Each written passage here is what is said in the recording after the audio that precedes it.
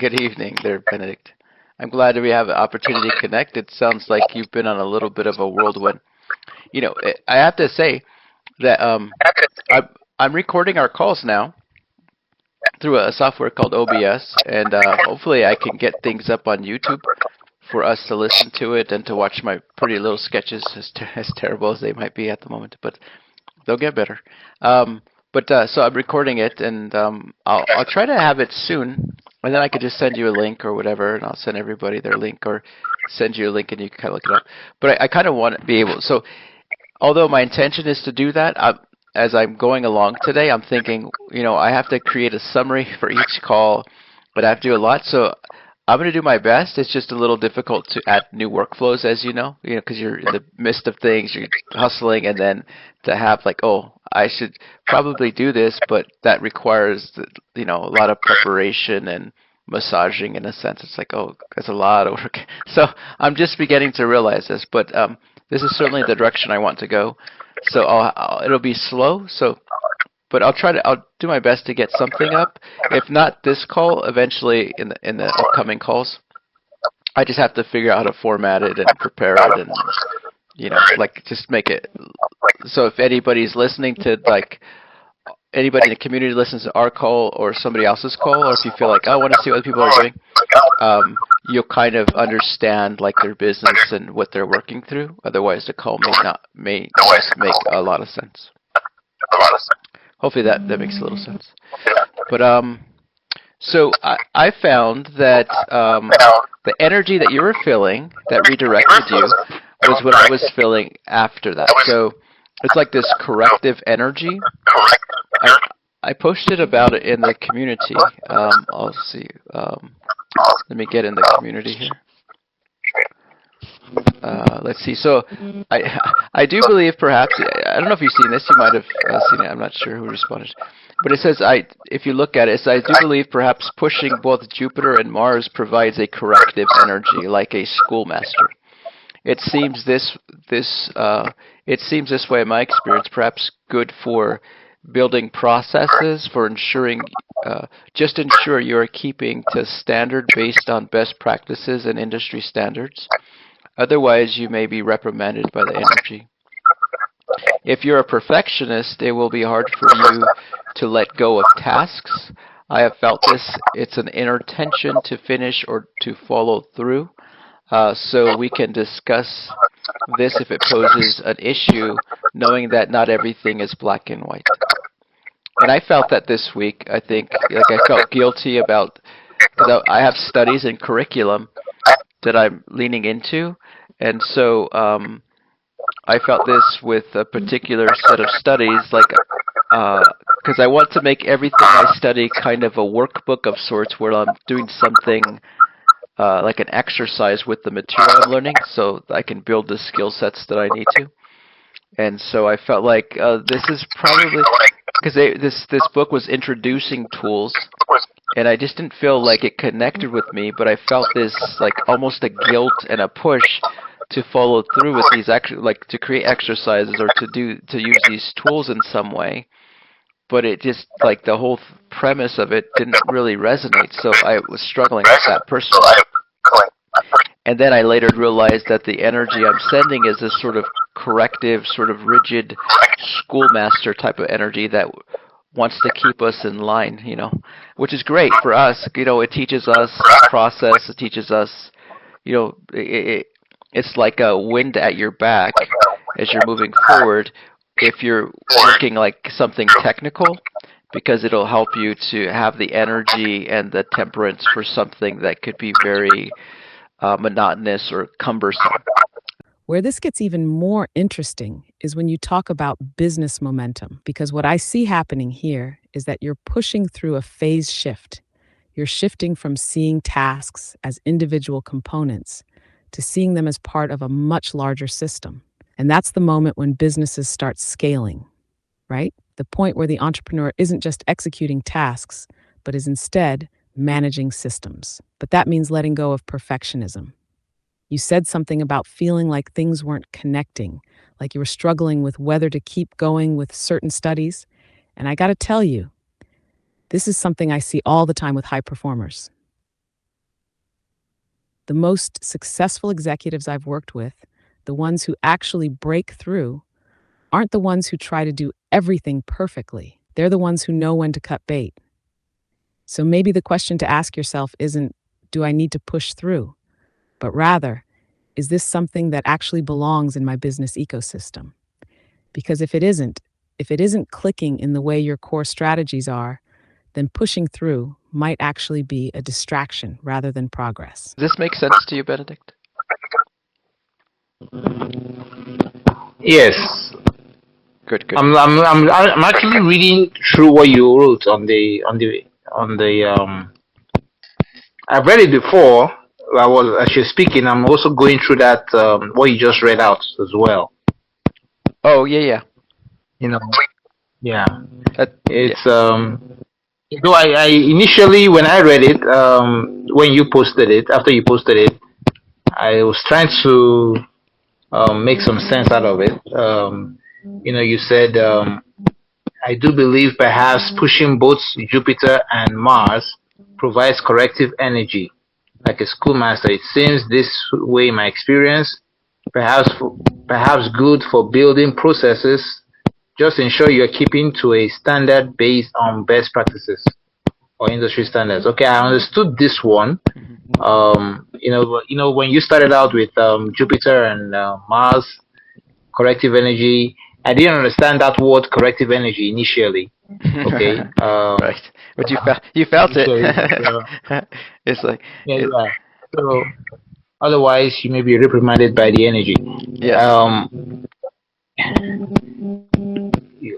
Keep it to standard. Okay, so what you're saying is, if we can keep to standard, if you can try to keep to standard, the energy will not correct you, like a schoolmaster would. Yes. I think that's what you're trying to say. Yes, in a sense. So if you,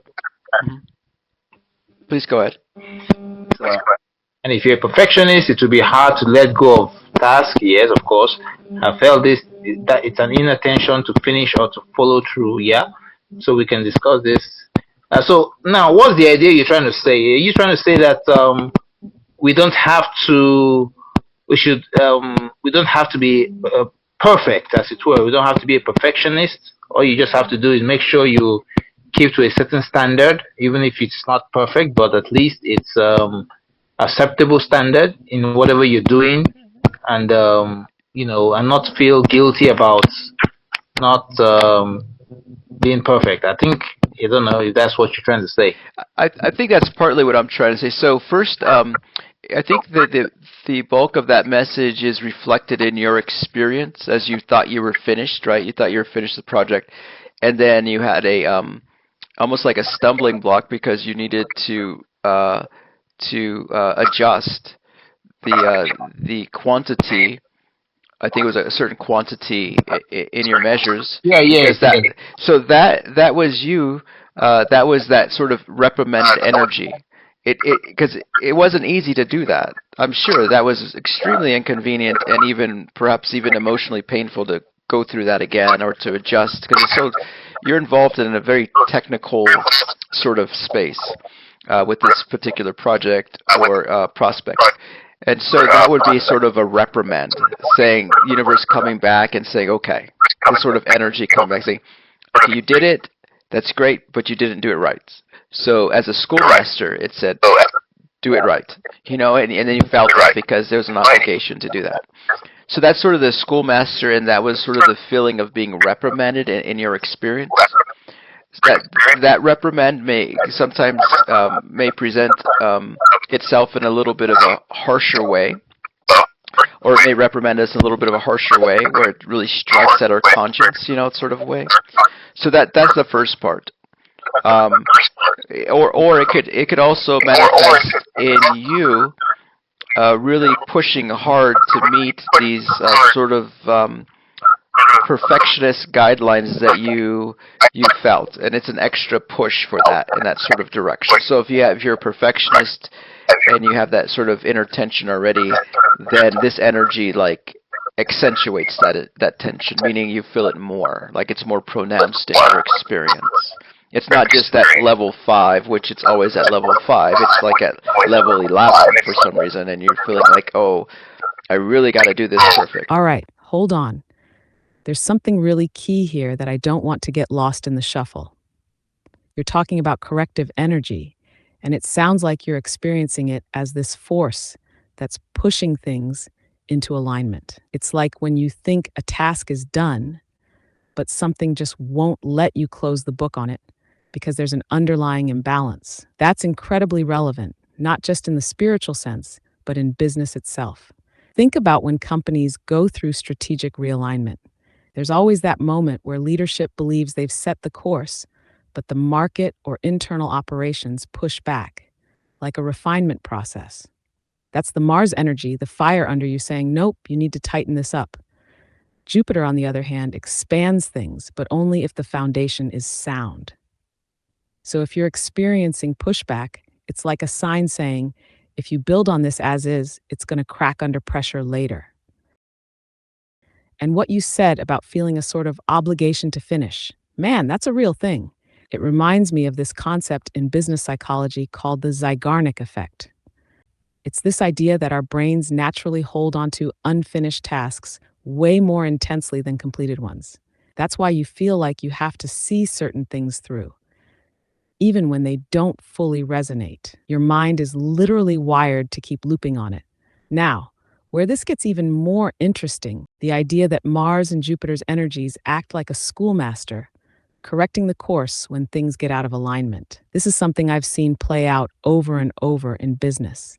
Anytime someone ignores best practices, the market itself starts reprimanding them. If you don't price your product right, the market punishes you. If you don't build infrastructure properly, the cracks start to show. But here's the real nuance. You mentioned that this energy can be particularly hard on perfectionists because they have a tendency to hold on to things too tightly. That's so real, because the harder you try to control everything, the more the energy pushes back. That's why the highest level executives and founders I've worked with all have one thing in common. They learn how to navigate structured fluidity. They set a framework, they create strong foundations, but they also leave room for organic movement. They recognize that the correction isn't punishment, it's course alignment. Now, knowing that not everything is black and white, that we do have other obligations that we need to move on to, in our schedule, in our life. I need to prospect more. I need to do things for my business. Knowing that, that's what the last part is about. It's really about everything is a negotiation. Because we have to. Our lives are contextual. It's based on context. So as you're running your business, as you're going after this large prospect, crossing your T's and dotting your I's kind of thing, you still have to maintain some type of livable wage or livable revenue source, which means that you're going to have to balance that, as I wrote you, privately, with prospecting smaller opportunities, because smaller opportunities are going to provide you revenue this week. This may provide revenue, but it may not be until a month or 2 months or however long it takes, because ultimately it's a longer sales cycle. So this is that sort of black and white. Like if you're too focused on that because you're driven for perfectionism, and this is an opportunity for the Mars energy to have expression in your experience, it also needs to be counterbalanced with another measure, because you need to eat. You need to have revenue for food today, in a sense. And so this is that sort of interplay. That's why I said, this sounds, as far as I know, and what you said, this is that sort of expression of this sort of activity. Because it's opportunity, which has a lot of energy to it, but it's also an opportunity, and I'm pushing this sort of energy, so it makes it like extremely intense for you, I could imagine. So just understand that everything is always negotiable in our life, because we have to measure it against the context of something else, other obligations. Does that make a little sense to you? If I didn't know better, I would say you are a prophet. But So funny. maybe you are a prophet in a way. Maybe you are a seer, because you were so accurate. There were the last. I think the last two things you said to me were too pinpoint accurate. I was almost scared. I said, "Wow, is this guy living with me in this house?" That sort of a thing. You know, so you are very accurate in the area of, okay, you have to, sometimes, like you just said right now, if you're focused on this one, and it could take a longer, it could take a cycle, a longer, cycle, Hmm. to complete, obviously. And so you shouldn't lose sight of the smaller things you could do to keep going, Right. which is very, very, which of course I didn't lose sight of that. It's just that what I was trying to do was, there are small tasks that can give immediate results, and then there are these bigger tasks that bring longer term results. Right. So because I need to eat, I made sure I did all the tasks. I'm getting to a point where prospecting, yes, prospecting, being paid for to prospect is one source of great revenue, and then actually doing some little stuff, little work, that could potentially give me immediate revenue based on an actual sale. Right. Like for example, I did a proposal this weekend, and I got paid for doing that. I got paid for doing that. So, and that's enabled me to. And then today, Grace too gave me some more revenue. Just a little, just like you said, when you prospect, Grace gives you, pays you to do that. So, Right. and I was able to meet, some little basic needs, you know, little basic needs. That was one of the reasons why I was a bit late, because I just got some money to quickly do some domestic stuff which I needed to do. Today is Sunday night. Right. You have to do it quickly, otherwise the shops will get closed and you will be stranded. So stuff like that. I'm really excited because I think I'm getting the hang of this thing. Good. I'm no longer afraid. I'm no longer afraid of tomorrow. Good. I'm no longer afraid. All I have to do is get to work. Yes. Get busy, do something. Yes. Get busy, do something. And one way or the other, work shows up. Work shows up. And I got to tell you, I really love this whole thing about how energy moves when you're productive. You mentioned how you're seeing the effects of your work, how you're putting things in motion, and then, bam, out of nowhere, something clicks. And it's usually not in the direct way you expected. That, my friend, is what business theorists call network effects. The idea that the value of something compounds as more people engage with it. You put something into motion, and suddenly you have this ripple effect. You make a move today, and it pays off not necessarily tomorrow, but maybe 3 weeks from now when someone remembers your name, when a conversation you had plants a seed in someone's mind and they come back with an opportunity. And that's what's happening to you right now. You're riding the momentum, and that's why the fear is dissipating, because you've seen the cycle work. So the next level for you, systematizing that. If you can predict your own momentum, you can engineer it. And that's where things start getting really interesting. But let's unpack why that fear is disappearing, because there's a lesson here that's bigger than just your individual experience. See, most entrepreneurs, when they start out, are stuck in what I call the hope and hustle cycle. They're hoping their actions will work, and they're hustling like crazy to make things happen. But that's exhausting. You can't scale hope. What's happening now for you, Benedict, is you're shifting into what I'd call the momentum and measure cycle. You've started seeing the patterns. When you do X, Y happens. When you put in the work, you don't just hope it works anymore.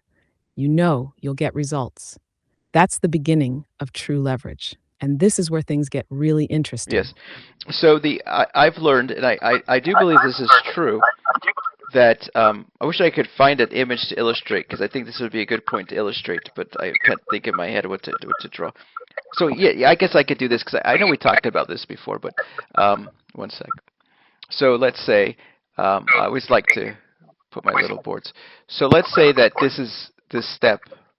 This is classes. You have lower class. I mean, there's a spectrum of classes. Um, there's always a spectrum of everything. You can see my screen, yes? Yeah, I can see your Okay. screen. So here You're we have, drawing a step, yes, arrows going up and down. yes. So we could say this is lower class, you know, like lower middle, so L middle, middle.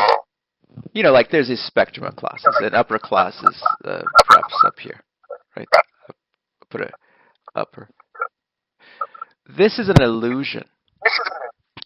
Now we all begin with a certain amount of privilege and deficiency. We're born in with genetics. We're born into our country. We're given this story, this narrative. We did not choose this narrative, but it's simply the story is a consciousness that wants to have expression through us, and it's part of even a greater story. It just lives this sort of expression through our lives. So we are given certain things. We did not choose this. This was chosen for us. But so you may see that a very wealthy person who's born into wealth, who goes to these you know Ivy League schools like Harvard or Cambridge or other wealthy institutions around the world, maybe something in Dubai or something. Um, they were born and they were given certain measures of privilege. Uh, we you and I have certain amount of privileges and deficiencies. It's just the way it is. But the way forward is to understand that it's it's not about the classes, right? Which is the illusion, which is the fear you're talking about. It's seeing things. It's seeing your eyes are in this illusion. This doesn't exist. What you started has a gravity to it. So wherever you started along here has a gravity. So it's not like emotionally it's real. It feels real. But to understand, we're living a kind of like a dream. Where class, as long as you are focused on productivity and service and continual learning and refinement and the engagement of these energies, these catalyst energies, these will begin to dissipate.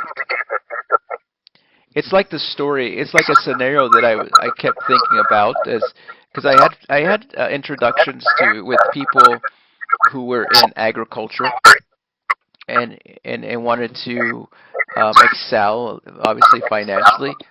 And so the question I kept thinking about was how did historically, if you look at historically, how did somebody from say a small village or farm sort of life, agricultural centric of like a farmer, how did somebody like that um, get to be in life in society? How did that sort of community begin to how did that become this sort of you know skyscrapers and wealth and investment banking? What is that tradition? How did that take place? Like that's like, and then to try to track that down to see, okay, what I need to do to help people like that to have this sort of measure of wealth, and to understand that all that is kind of an illusion. It's a category that doesn't exist. So if you focus on the things that do exist, which is service and productivity and knowledge and sort of engaging with this catalyst energy, the classes, you will find your way to that sort of bigger prosperous future. Like it'll just show up. Like you're saying, like, oh, you don't have to worry about this stuff. That's the truth of the matter is you don't. You just have to be concerned with delivering value and having that value exchange with the marketplace. And to kind of go out and serve people. And the illusion at that point will begin as long as you continue engaging with catalysts with an intention of becoming wealthy and becoming influential and becoming a global, having a global presence in the marketplace. Then the rest will dissipate like fog or like smoke. It'll just kind of vanish like a vapor. I should say vapor is probably a better word. Um, and you'll have access to this sort of unlimited wealth. because that's the nature of things. But if you focus, it's where you focus, right? So if you focus on the illusion, then it tends to have a gravity to keep you there. So your awareness is also a catalyst energy, because where your awareness goes, that's what tends to be nurtured, and it pulls you into its dimension. So if you're focused on the truth of class, then you will begin to feel the gravity more and more. But if you're focused on service, then that's also a stronghold, and you'll see this sort of illusion of class sort of dissipate into a vapor. Is this making sense? This is heavy. This is heavy stuff. What it means is that like when I was in school, we learned about the bourgeoisies and the proletariats. And you know what that is? The like higher class, middle, and lower classes, and all of that. And a lot of people in that category. They think of, okay, I'm not privileged, I'm not high and mighty, or and then we tend to measure people even according to the neighborhoods that they live in. But like you're saying now, if you just focus on service, focus on service, you find out that you can easily cross over to the other side without knowing it. Without knowing it, you just find yourself over there. And I think that's really what's happening to me now, because suddenly I've been to a couple of places that are privileged places. Okay, I've met with a couple of privileged people in recent times, and you see that they are regular people. They're just like regular people, But I don't see that difference anymore. I just look, okay, I'm meeting a big guy, I'm meeting someone who, in fact, I even met someone who was like me, very broke before, and now he's dining and whining with the high and mighty, as it were, just because he gravitated that way, just the same way you're describing. So really, it's an illusion, like you're saying. It makes a lot of sense, and I think it helps to understand that if this is an illusion, then don't be afraid. Just keep moving, keep doing what you have to do. Yes. Very soon you find yourself in that category. Yes. Without, and even when you get to that category, it won't even feel like you are there. You just feel like you still feel the same way, but the difference is that you now have more money, more influence, more power, more reach, but you don't feel much different than when you were without those privileges. This whole idea of class as an illusion. Man, you are spot on with that. Look, I've worked with people who were born into privilege, went to Ivy League schools, had connections, and still couldn't build momentum. And I've seen others, bootstrappers, self-starters, people who started with nothing, blow past them. You know what the difference is? The people who make it don't see class as real. They see momentum as real. Because here's the thing, money doesn't create success, systems do. The wealthy stay wealthy, not because of their bank account, but because of the systems they were taught. Yeah, so here's the thing, Benedict. When you said that the fear has dissipated, that's a massive shift. That tells me you're starting to see what's actually happening. You're seeing the system at work. And this is what separates people who struggle in business from people who thrive. I want to go deeper into this because this is the key. Wealth isn't about money. It's about systems. People who are born into wealth, they don't just inherit money, they inherit a framework for how money flows, how business works, how to leverage resources. And that's why, even if they lose everything, they can often rebuild. They're not relying on chance, they're relying on process. Now, here's the beautiful thing. Systems are learnable. And you, my friend, are in the process of building your own. The fact that you're seeing revenue come in when you prospect, that's a system forming. The fact that you can predict that certain actions will lead to results, that's systemization. The moment you can replicate success, that's when the fear disappears. Because now it's not just, I hope this works. It's, I know exactly what I need to do to make this work. That's power. The illusion of class and the power of service. And man, I want to circle back to this whole idea of class as an illusion. because that part of the discussion, that's foundational. You mentioned that at some point you stopped seeing class barriers. You just started seeing people. That shift is monumental because it means you've started moving from an outside in perspective to an inside out perspective. Let me explain. Most people see wealth and class as this external structure, something that exists outside of them, something they have to work their way into. But the moment you realize that value flows to those who create it, and that class is just a byproduct of contribution, that's when the game changes. You said something really powerful, that you've been around people who are considered privileged, and you realize they're just people.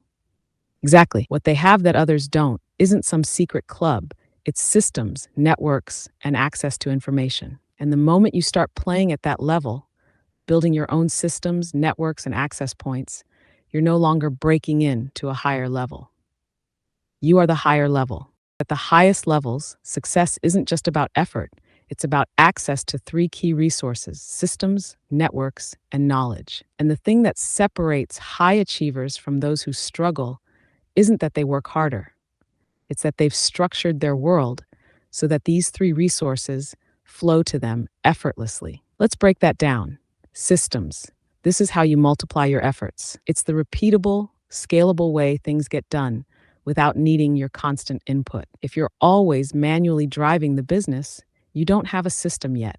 You have a job. High-level players automate, delegate, and streamline so that value keeps moving, even when they're not in the room. Networks. Your who is just as important as your how. You could be the best at what you do, but if you're surrounded by people who aren't connected to opportunity, you're going to stay stuck. The wealthy stay wealthy because they move in circles where deals happen organically. And the game changer is when you shift from just being in the network to being a value driver inside that network. Knowledge, not just information, but the right information at the right time. The reason some people make million-dollar decisions while others hesitate is that they've trained themselves to recognize patterns. The best business minds aren't just reacting to what's happening. They've already anticipated it because they understand the underlying mechanics. Now, the real question becomes, how do you take this further? Because right now, your system is still mostly manual. You're hustling, you're putting in the work, and that's great. But at some point, you have to shift from being the engine of the system to being the architect of it. That's the next evolution. Think of it like this. You're running a sales system, right? You're talking to 30, 40, maybe 50 prospects a week, and you've started to see patterns. You're getting responses. You're seeing where the energy is moving. But right now, you're still doing all the heavy lifting. Imagine if you had even one person helping you, whether that's a virtual assistant, an intern, or even an automation tool that could handle just one piece of the process. Suddenly, you're doubling or tripling your output with the same effort. That's the kind of leverage that creates real scale. And that's what the people at the top understand. They aren't necessarily working harder than you. They're just getting more output from the same input. They're leveraging systems to amplify their efforts. That's the next level for you. Yes, exactly. So, yes, that's a good insight. So there's a couple of dynamics I want you to focus on. So I think it's going to be tough, but I think if you give three things your equal attention for you specifically, that it's going to help you. Because what we're doing is we're looking. My goal is to create this enterprise for you that is global, right? So right now you're feeling a constraint, and it's like, okay, so what do we need to focus on in order to get through this? Because you're feeling a constraint. So what I wrote to you privately was to think of yourself as this sort of network marketing sort of mentality, which was a beautiful realization for me, especially for bootstrapping. Right, this is a time where you're learning about business, firsthand, and you're in charge of everything, and they call it a shoestring budget. You do it, but you're doing it, and that's a fascinating. So first, you appreciate what you're doing, appreciate your experience. this sort of gratitude that takes it in as an adventure. So part of you obviously needs to be there. Part of you is like, okay, I got to get moving. Like, this is so much stress, but you're doing it, which is the point. You're maturing, you're growing. So three things you'll need to focus on. One is, so you're creating this global entity, right? So it's going to be a very impactful. It is an impactful consultancy, but it's going to be extremely more impactful. So that's the goal. And so you're going to do it by focusing on three things. One is obviously your sales. The next is you have to focus on building your team.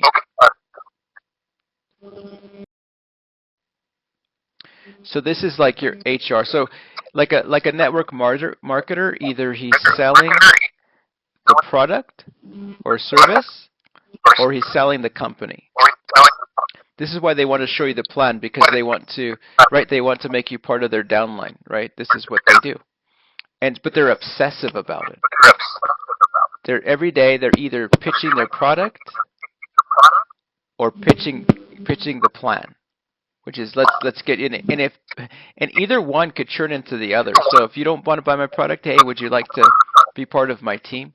Oh, if you don't want to be part of my team, would you at least try my product? You've been around people in multi-level marketing before, haven't you? Oh, sure. Yeah, I've been involved.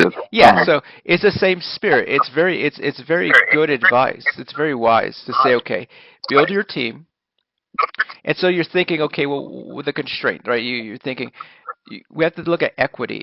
There's equity in all sorts of things. It's a very human thing.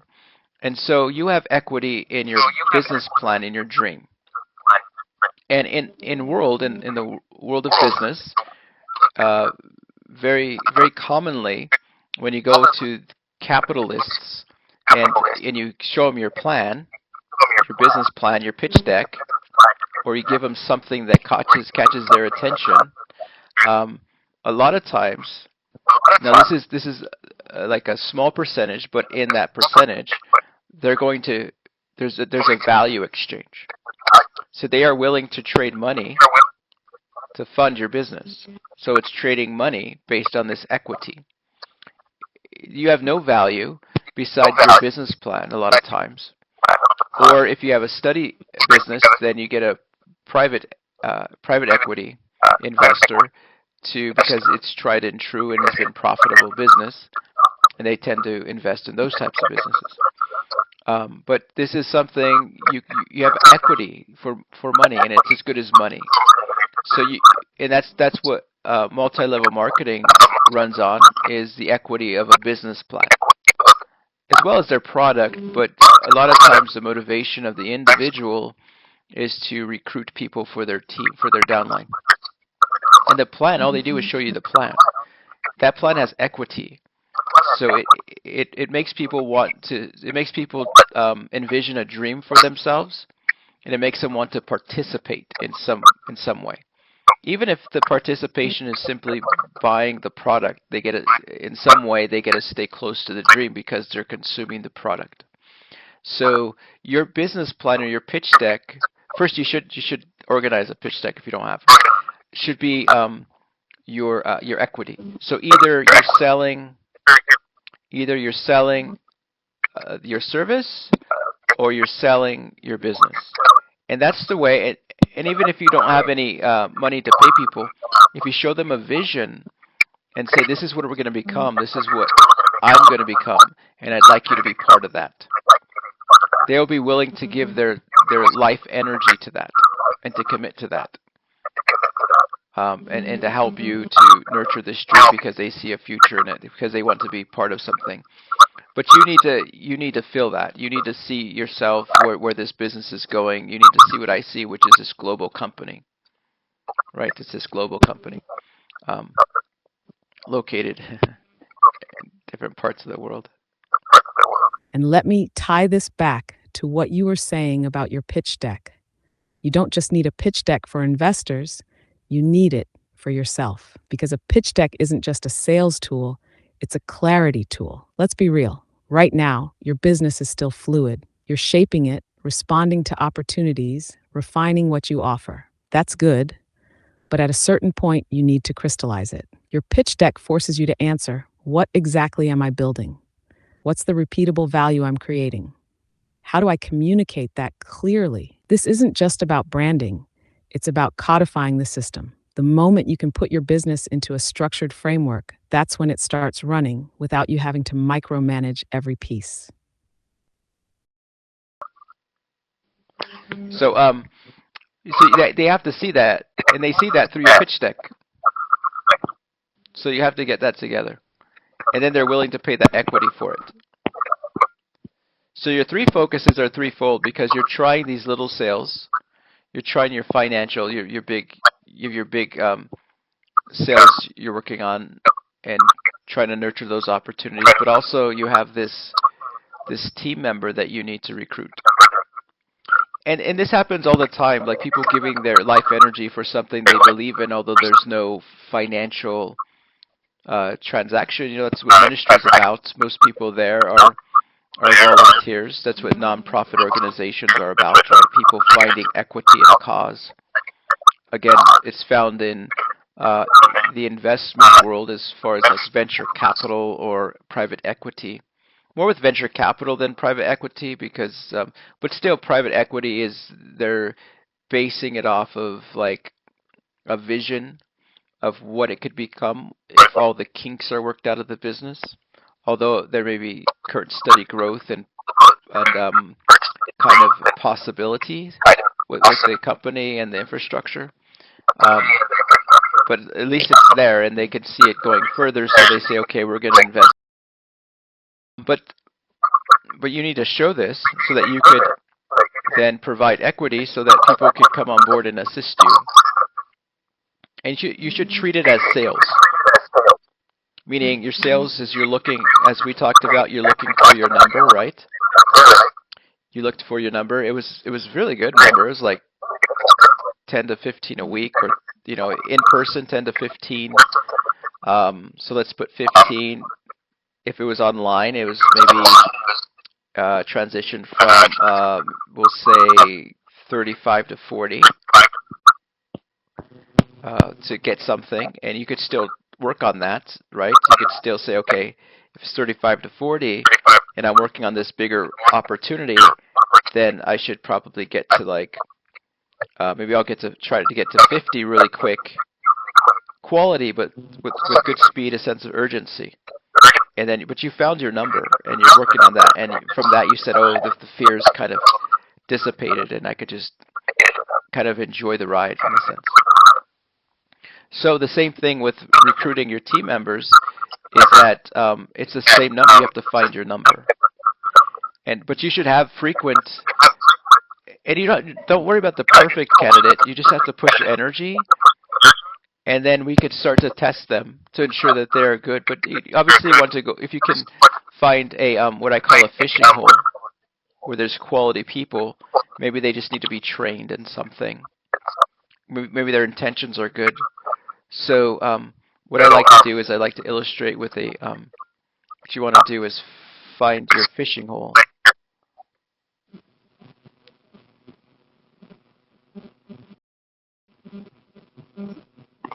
Like, you're going to fish.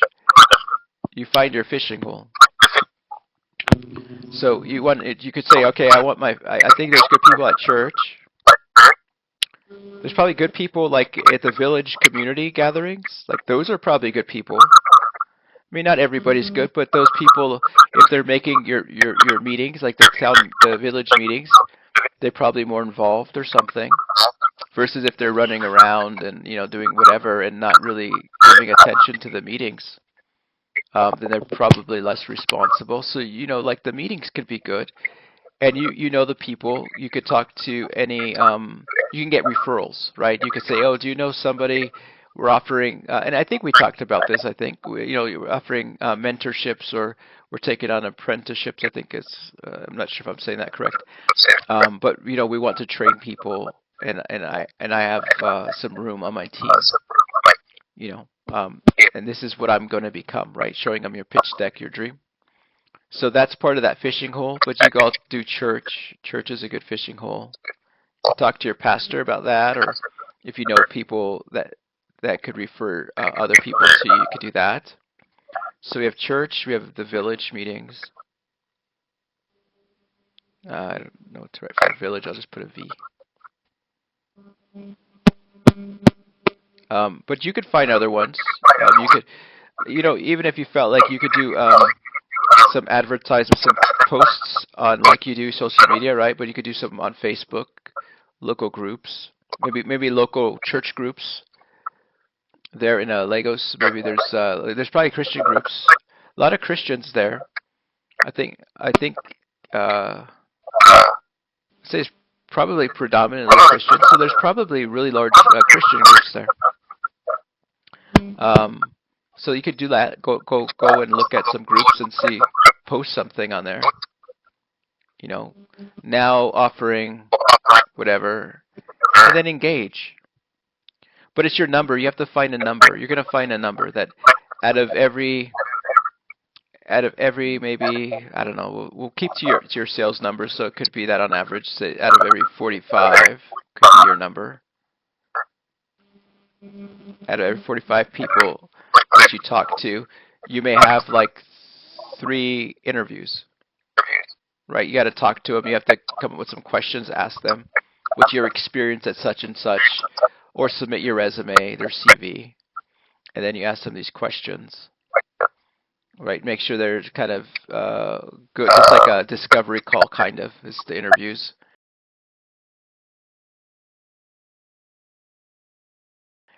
And then you just pick whoever you can, and then you and I could decide on the roles, or you could kind of figure out what you want them to do and just give them some activities, and we can give them a strategy, so that you and I come up with a strategy so that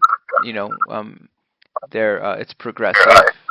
Their experience is progressive if they're a good candidate, and so until they can help you more, or you may find.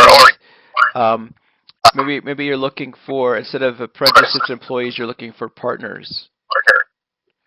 So maybe you're out there prospecting for partners versus mentees, because you want somebody who's going to help you to take on these clients, who's going to provide help you get business more as a professional, and then help you to maybe work through some of the kinks of your processes, kind of delegate parts to. And this could be done again through you want to show your pitch deck, right? Same thing. I mean, you may adjust it a little bit to fit both the employee or the partner. Just think, I don't know if you probably did see this when you worked a long time ago for the banks, is they had orientation, and they would show you like what the company was, perhaps history. That's a pretty normal thing here, and what its vision and mission.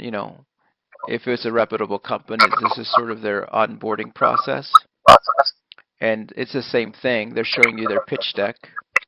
So that's kind of like what you want to do is you want to give people this vision. And if you find that there's companies, or like you mentioned an individual who was also partnering with an underwriter or a financial institution. And so people like that you can approach for partnership in some regard. I mean, think that sort of level, or you can go on obviously Facebook and stuff, but feel free to see if they would be open to some type of partnership in some way. Perhaps you'll come up with something or negotiate something that would be beneficial, that would save both of you time, or help you to get more business if you work together versus separately. Let's make this tactical. Right now, if you're actively reaching out to people one by one, you're doing what I call direct effort networking. It's necessary in the early stages, but it's not scalable. The next level is authority-based networking. This is when, instead of chasing partners, you become the center of gravity that pulls them in. How do you do that? By embedding yourself in spaces where high-value partners already exist and positioning yourself as a value provider first. Think about it. Where do business owners and decision makers spend their time? Are they attending certain industry events? Are they in exclusive online groups or masterminds? Are they consuming certain types of content? Instead of going door to door, start showing up in the right rooms and making sure when you speak, you're saying something so valuable that people naturally want to connect. And this is where your pitch deck becomes a power tool. Because once you do get a potential partner's attention, you need to be able to articulate your vision so clearly and compellingly that they immediately see the opportunity in joining forces with you. Is this resonating with you and making sense? Yeah, it's as a matter of fact, you know, I see that there's still a lot of work to do in this. Like you still talking about the pitch deck, I think it's very very key. If I can, because it will give me a very very even it will help me to be very clear about what I'm actually doing, not just with the financial this, but as a consultancy, Hmm. as a person, and it will also show me what I'm gravitating towards. All this activity, all this work, where are we going with it? Where are we actually moving with it? Sure. So, so it will really help to identify, clarify, and you won't just drift. You won't just be drifting. Or be pushed around by winds of doctrine, or Yes. you have a focus, you have a vision, you have a dream, and even if there are opportunities that come along the way, you still maintain your focus, and you align every other thing to make sure that it fulfills that vision or it helps that vision. Hmm. And whatever is not helping you know what to do with it. You drop it, or you find a way to realign it if possible. If not, I think it really helps so that when you wake up in the morning, you know where you're going, well, you know exactly what you're about, and you won't waste your time and resources, and you can allocate and you can move forward much much faster. I Yes. think this is if I can find a way to overcome this one hurdle in spite of my present schedule. I think it will really help.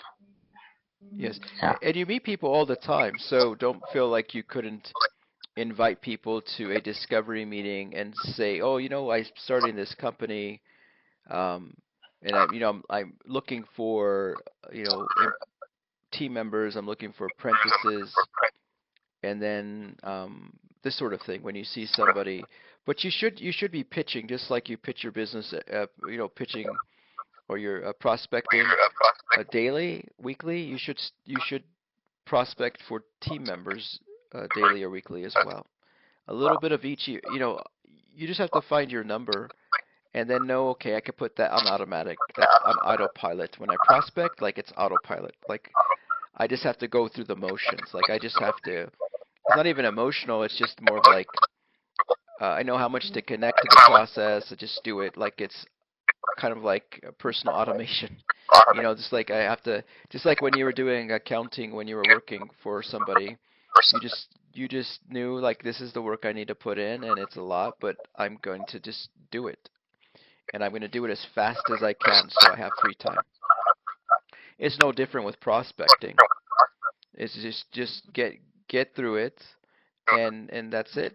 Like it's set up your meetings and then move on. Like and then you'll have time to do other things. The same thing with recruiting is you just kind of say, okay, this is the activity. This is you got to figure out your number, right? It's always about a number. Got to figure out your number, whatever that is. Let's say it's 35. I just need to get to my 35 online, and then I'm going to move on. Like that's it. We have identified a kind of, like say it, a pattern or a model of operation. Yeah. Like you said, yeah. So we've identified that. It's now trying to make it work or fine tune it by putting the necessary things in place. And I think that's the job I need to do now. It's very very key. I've been enjoying myself prospecting and actually trying to do some little work here and there. But this is also very important so that you start building a structure around yourself. Yes. Same way you yeah. So it's important. Yeah, So I get it. I remember remember what I was going to tell you. I think this will be very, I would say pretty close to life-changing if you do this. Like it's going to change your perspective, which I was thinking would be like life-enhancing or life-changing. So you have to divorce yourself from your narrative a little bit, and this will be a great exercise to do that. So what you do is you're constantly, like everybody else, not just you, using it in a general sense. You're constantly engaged in perceiving your struggle, your labor, your intentions in context to your effort, right? That's always, because we're always working toward a goal. If we're in this line of business or choice, this represents your brain, your spine. So we're constantly have this internal recognition of my life is this. I have these dreams, right? We're reflecting upon our dreams. You know, whatever that is. Maybe it's to get a house, and we always wanted a house. And you know, it's a mixture of great exhilaration and disappointment, just like everybody else. But it was with a goal. And so when we look outward at the world, we see it in context to these internal reference points. So there could be some really great stuff here that we're looking at, but because we're always comparing it to what's inside here, you know, our own narratives and our own goals, what we're working toward, is that these things sometimes go often missed because we interpret them according to our whatever. So as you're creating your pitch deck, what I want to propose is kind of try to see, okay, what is happening now? Like, what is happening now? So you're going to kind of take a picture of right now. You're going to make a list. Okay, if you were to, okay, I know what I wanted to, what I want to happen, and I have this thing, and that's great. But let me just take a look at what is actually happening. What have I manifested? Right? You could have this thing of what I want to manifest. Your goals, your dreams is what I want to manifest. But what is actually manifested here before me? If I were to look at the world,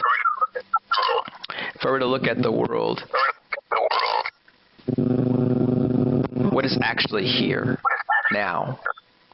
You're gonna make a list. Like, okay. So let's practice this real quick. So, what's happening now? So you're going to become global. That's just the way it is. You know, if we work together, this is what you're doing. You're learning. You're on kind of this trajectory of learning and development, and this is what we're doing. And you're certainly capable. Believe me, you're capable. That shouldn't be a question. But this is where you're going. So that's right. What's happening now is you're prospecting. You have people coming to you. You have these. You found out that when you prospect, you somehow receive revenue, whether it's directly, like I contacted this person and they're responding and they're providing me a project or something to work through. It could be that way, or kind of like that energetic pawn thing where your work is just, and this is a timeline, you know, and you're just working, and the energy that you're producing is just moving across timelines and causing prospects from any direction to remember you, to say, oh, hey, I remember that guy. I have some work for him. Right, that's kind of the dynamic. But it's because you have this ripple effect from the energy. That's the nature of this ripple. It's energy when you're productive. So you have that dynamic moving, and that's becoming more and more predictable, which is part of scalability. So this is all working. You have your home. You have your family. You manifested that. That is happening now. You have, you have the ability to set these meetings with pretty. It sounds like to you and to me as well. They're pretty impressive people. Like, regardless of how you feel about them, they reach the status in life, and that you have an opportunity to engage with those people. Whereas before, you maybe didn't have that freedom, didn't feel like you could do that. So we have this sense of growing confidence and business acumen and navigation, and you have an opportunity to sell a financial product which will give you returns ongoing for a little while, for a season, beyond the initial transaction fee and that sort of thing. So these things are going for you. So this is where you're at, what you've manifested. So understand that there may be patterns here. So if you take out these things and say, okay, these are my experiences, but and this is not like a formal analysis or some like data thing, but just very kind of a light delve. If I take these events, oops, let me again. That's terrible. If I take these events, I take a graph and I plot them. Like, this is happening, this is happening, this is happening, right? And this is more like, not literal, but kind of where your mind is going is to recognize the energetic patterns.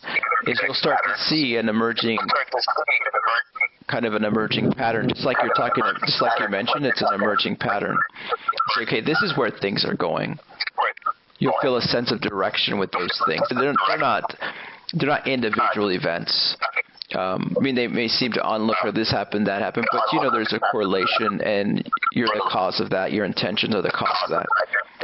So look at where they've been and where they're going, and look at each one. When you create your pitch deck, be like, okay, this is, and if you do this, you could see that, oh, I'm doing more of these types of things. I'm providing these types of services now. I feel like I'm really good at this, where I thought I was better at that, but now I've done a couple of these things, and people are coming to me for this, right? You're seeing that. You're seeing this sort of thing. So you could say, okay, maybe I should offer that as a service, since people kind of see me as that, but let me expound on that. Let me put some strategy behind that. Sort of thing. Or perhaps, maybe it's something you just don't want to do anymore, which is, if that's the case, then that's the case, and you don't pay attention to that. But in this pattern of things really lies the answers moving forward, along with the intentions you have, along with the intentions we set. So look at these and see where it's taking you. Look at like all what's like present, what you've manifested now. And I think when you recenter yourself in this way, like, it just provides you it's like almost like a selah.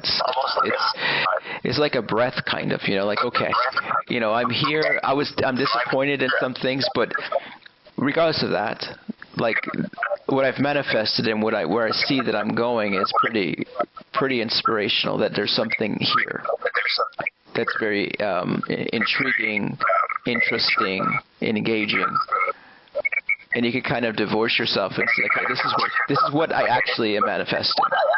I can have dreams and things, and that's great, but if I'm to look at my measure of faith now, it's in this. It's in what I see here. This is, if I say, how do I measure my belief, or if we ask ourselves, what do I believe? It's this. The question is, what do I have faith for? You have faith for this because this is what you're experiencing. Is this making sense? Yeah, I'm trying to follow what you're trying to draw. If you could just rehash a bit, maybe I'll understand it better. So we have these, like, you're looking. So you're saying, okay, you have to subtract. You have to say, okay, my struggles, like what I want to accomplish, my disappointments, my desire to want to achieve something, like that has formed an influence and even a mental picture, a feeling in your brain, right? So you like everybody else are so preoccupied with this, with what's in our head, is that we're not really looking at what we're actually manifesting out here in the world. And I'm asking you to divorce yourself from all this and just look. Pretend today is like fresh, like you have no past, and today's like your new start. Like today's like new. You don't remember yesterday, today's new. Like feel like that. And then look at your recent experiences and see what they've manifested. This is where these events come in. What is actually before you? What meetings have you got? What opportunities are at your doorstep as you see them, physically see them? You have evidence of them in your experience. Look at your home. You have a family. Like somehow, like if you were born today, you would be born with this family that you adore, kids. Like you've manifested that. And so like you try to look at it with fresh eyes, right? So it's like, okay, let me see where this business is going right now. Let me see where these things are going. And if you look at the events that you actually have experienced thus far in your business, it's a short time, it's been a short time, then in reflecting on that, you'll see that maybe there's a pattern in there that could provide you like, oh, people like this. They like when I do this. So maybe there's a market here. Maybe if I say, okay, these are my core competencies in which I'm going to build a package around. This is what people are interested in, because I get a lot of those things, and I think I can charge more if I provide maybe a little bit more value. Maybe I can earn more money. So you look at what's happening versus your dreams, right? We have dreams. Put those away just for a moment. Dreams are important, but you can put those away just for a second while you're looking at these things, because this is where energy is going. Now, here's something interesting that we need to reflect on from this conversation. We've been talking about what's naturally manifesting, about looking at the business as it actually is, not just as we want it to be. You said something earlier about people coming to you for things you weren't necessarily positioning yourself for. That's a big clue, because sometimes we think we know what our business is, but the market is actually telling us something different. Here's a question for you. If you had to build your pitch deck right now, not based on your ideal vision, but based on the actual opportunities that are already coming to you, what would it look like? Would it be different from what you originally imagined? Would certain services or revenue models take center stage that you hadn't prioritized before? Because that's where the real traction is. And when you refine your pitch deck around what's already working, instead of just what you want to work, suddenly everything clicks into place faster. I see so many entrepreneurs trying to force a business model instead of letting their natural momentum guide them. The most successful ones, they listen to what the market is already responding to, and then they double down on that. Benedict, we were talking about your pitch deck, and I was asking you to reflect on what's actually manifesting in your business. Not just what you want to happen, but what's already happening. Because momentum isn't something you create from scratch.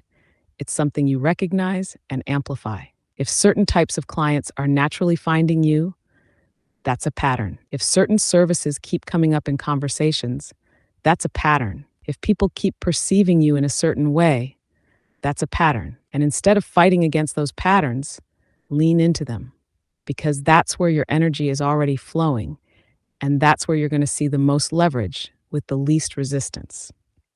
Your pitch deck as a reflection of momentum. You see, most people build their pitch deck like it's some kind of aspirational document. They focus on where they wish their business was, but the real power of a pitch deck isn't in describing a fantasy. It's in clarifying the direction your business is already moving in. So if we were to take a step back and look at your last few months of business activity, what's the story it's telling you? Who's naturally showing up? What problems do they keep asking you to solve? Where are you already delivering value with the least amount of friction?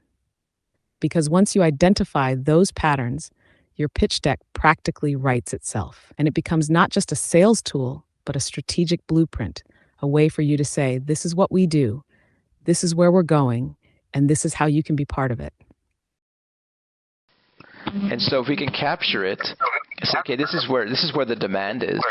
I think I can expound on that more. I think I can maybe build a couple partnerships or do something that maybe I was a little hesitant or didn't know I could do. Because whatever's before us, we don't truly see it. We interpret it through our experiences, through our self-ideal, which is great, which is those things we want to become, but that could be blinding and not really take us away from what we're actually manifesting, which has direction in itself. Does that make sense? Wow. Yeah. So essentially, it's like you want us to go with the flow. Like this is where destiny or the universe is taking you. Don't struggle with it. Just identify it, understand it, keep watching where it's going, and keep follow that trail. Now that is because you trust that the universe is actually taking you somewhere, and not that you're just drifting away. I think that's what you're trying to say. That look at what you're manifesting, look at what is happening around you, and take advantage of it as it is, not the way you think it should be. Yes, that's good. That universal. That's absolutely the message, but also short term, in direction of, because you're looking at your business and you're going to create a pitch deck. So also short term. So it's also like, of course, you want to put vision in it, and you want to focus on the ideologies that really give you inspiration to do what you do. You have a dream you're trying to achieve. That's important. But when you're reflecting upon your core competencies in your business, kind of divorce yourself from this sort of ideological mindset and just look at patterns, look at things that are happening, the things that you're actually manifesting, not that you want to manifest, not that you have in your mind to manifest, but look at what your company is doing, look at who's calling you, look at the conversations that you're having, look at the opportunities that seem to be at your feet and how things come in. Look at all this stuff, and you'll find a bit of direction in that as far as your core competency. And then you can negotiate that and say, well, I want to provide probably a little more value, but that seems like a good place to go. That's what I should be doing. Like for me, I think you're right. Yes. For me, it was. I think you're right. Okay. Yeah. Did you want to say something else? No. I just wanted. I thought you didn't hear me the first time. Oh yes, I heard you. And as a matter of fact, I like hearing that. Would you say that again? No, I was joking. I'm just kidding. No, but like me. Stanley, I think you're right. You got it. Oh, thank you, buddy. You're going to be my best friend after too long. But for me, it was realizing that I just don't sit with my community members, but I drive strategy. And so to me, it was more of understanding that I'm a fractional CEO, or that I'm at the very least a co-CEO of these companies, and maybe even the CEO, because you're busy with fulfilling the strategy that is set before you, which is what you need to do. And that's not unheard of. Larger corporations like Google or tech companies where they're not entirely sure, because they're engineers, right? They have an engineering background. Or they're not sure how to run the business, like somebody who went to Stanford or Harvard Business, or whatever Cambridge version of business school is. They haven't really learned all the tools that you need, or don't have the acumen appropriately to drive a large company. So investors bring in a CEO to help with that. So that's, so I feel like the realization with that was very empowering.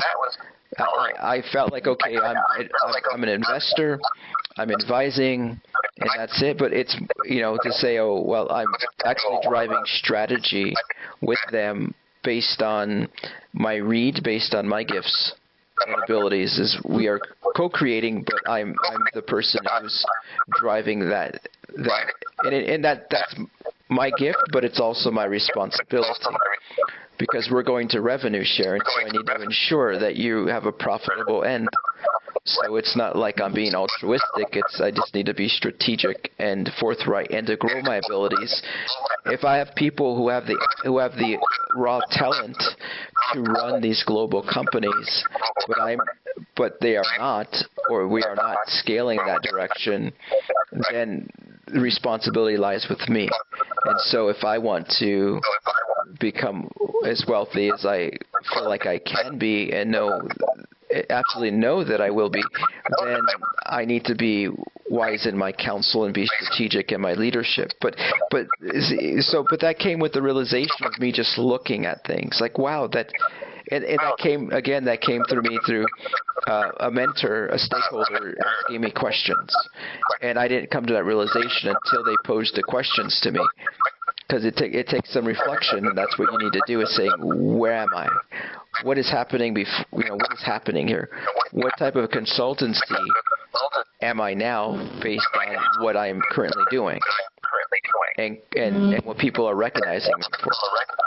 So there's when you start to reflect, then the answers tend to kind of come out, and that has a direction in itself, and it could be very empowering. Just like the Bible says, right? The principle is there's power in the name, right? We say that all the time. But there's when you can call something by its name, then you either empower it or disempower it. Because ambiguity causes like this sort of I don't want to say chaos, but it's like a misdirection, like it's a raw energy, and with raw energy it tends to not be very it's not domesticated is the best way I could put it.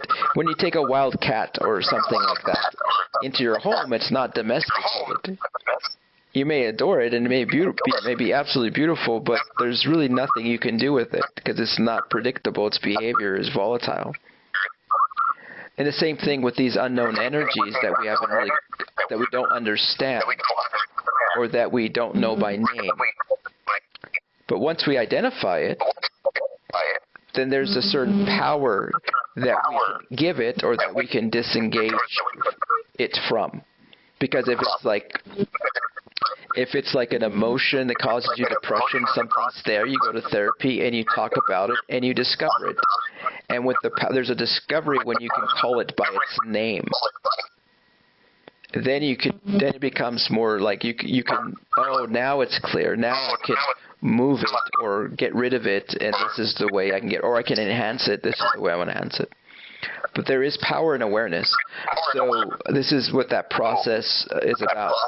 It's about giving you power to understand what is happening and divorcing yourself just for a bit from your self-ideal, or your ideology, or your sort of dream, what you want to become, and seeing things for what they are, because this is what you manifested.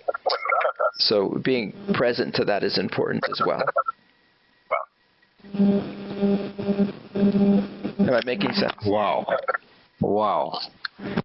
I think I'm glad you're recording this because I think we need to have an archive of this stuff, because it's too much. It's just way too much. It's too much. I mean, when I mean too much, I don't mean overwhelming. I mean, this is deep stuff. I mean, you don't read this kind of. Maybe I've not counted the kind of books you read, but this concept you just introduced, because, for example, I could introduce myself as a finance consultant or a trade finance consultant, and I expect people to respond to me based on that, okay? But somehow they come up with some other things, and they approach me for some, maybe not too far different, but their own, what they think I am, not what I think I am, but what they think. And what they think that I can solve for them. And if I look at what they're bringing to me, I can begin to say, okay, this is what I'm manifesting in their mind, or this is what they're thinking, and if one way or the other I'm able to bring a solution to them, then it means that I have an opportunity in that area, regardless of whatever I told them I was initially. So this is really, really a powerful concept, Yeah. Because first of all, you expect people to respond to you based on what you told them you are, but somehow they could come to you again for something else, because this is their own perception, or this is their own understanding, or this is their own reality, and they look at you and say, okay, what about this? Can you do this for me? Because they think, okay, if you can do this, then probably you can also help with this other thing. And that presents to you an opportunity to explore and say, look, okay, this is what this, and say, okay, maybe I can do this actually. Because that way you now identify what they actually need versus what you're offering, Yes. Stuff like that. Yes. It's a very powerful concept. Yeah, it's beautiful. When I was younger, I would, although I wasn't aware of how to use partnerships, but I just felt this hunger, because I had desire to start a business, and I really tried to, but just found it like I wasn't sophisticated, so I found it a little overwhelming, and I've tried it and just burned myself out and really trying to do it for a long time. But during that time, when I was in that mode earlier, I would message people, because I would spam people, like I would find directories and just message my value proposition everywhere. And I would find very consistently that these very educated people would want to partner, I would pitch them on a service or some executive coaching or something like this, and then they would say, "Oh, I would love to partner with you," but I didn't mention, and I thought it was really strange that they would keep responding to me like this. And then I took the message and I was like, well, I'm not proposing a partnership. I want to provide a service. Somehow, what the energy that I was pushing was partnerships. And perhaps, and just now the realization that same, it was part of who I was. And so now I'm forming partnerships with my community. But this is kind of this was decades ago. This is a long time ago. But there was, so it's really like you're saying, there's a signature. Of course, once we are aware of it, then we could maneuver it and to help more, if that perception's wrong or something, or not exactly what we want in a negative way, we can then go to work and make the correction, of course. But in its raw form, there might be something like you're seeing. There might be something very special about this energetic signature that moves beyond words, that moves beyond our conscious thought. That kind of pushes this sort of message to people when we're prospecting. So it is very interesting, the dynamic. But yes, this is, I would say so. And then I what's the word I'm looking for? I increase the potency of that. I increase the frequency with the energy push. So that's by yourself it would happen, and you would deal with it. I don't think it would be that articulate. But with me, you really have to kind of take these times to notice it regularly. You don't have to do it frequently, because I think that'll drive you crazy to do it or try to do it all the time. But when you're doing critical thinking exercises, like putting together a pitch deck or trying to decide maybe the direction your business is going to take in this sense, then this is worth looking at. As you're kind of forming the identity of your business. This is definitely something, because your business is doing something. It's just what is it doing? So it's doing whatever it's doing, and it's talking to people. It's using you to present it, and then when you present it, it's already having its conversations with your prospects. That's why your business is moving outside of your will to talk to people about what you can provide, which is what it wants to provide through you. Which is kind of funny. It's rather amusing, but that's what it feels like it's doing in your experience. So like, just go with it, man. We'll straighten it out.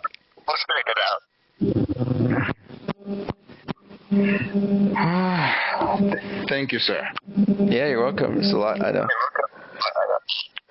So I'll share a little bit. You need to go. You need a rest. It's like what is it, like almost 10 there or something. It should be past 10 by now. Let me check. Yeah, this is about 8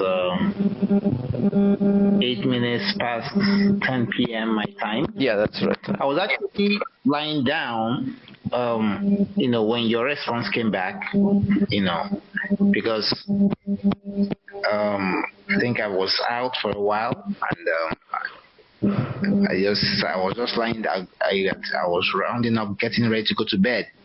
So I was already lying down when you indicated that you were available. Right. Well, good. I'm super grateful to have this discussion. It's a very nice discussion, and I'll see. I hope the recording came out okay. It's the first time I'm doing it, so you have to forgive me if I'm clumsy. But it looks like, as you can see here, if you're looking at your screen, you see OBS and the lights on. So I assume, and you see all this stuff, and it's on. See stop, so that means it's recording actively. So I'm hoping it'll come out okay, and then I could see if it fits. I'll try to upload it on YouTube first, which would be great. And then I could just send you a link, and you will use their tech so that you can just log in anytime to see it. But it'll be a little sloppy in the beginning. But slowly but surely, I'll begin to brand it and be a little bit more articulate in the media. I just know that I just need to get it started, and then it'll take a form of its own versus like trying to get it perfect, So yes, I think it's great. I think it's a great concept. I'm not sure anybody else is doing this kind of a thing anywhere in the world. I may be wrong, but I think So if you're uploading it on YouTube, I'm telling you, with time, you're gonna have a lot of followers because this is original. This is purely original, and it's never been done before. Yeah, and I have you guys. It's about your stories. It's about people who want to understand the dynamics of businesses in your territories and who may be a fan of business.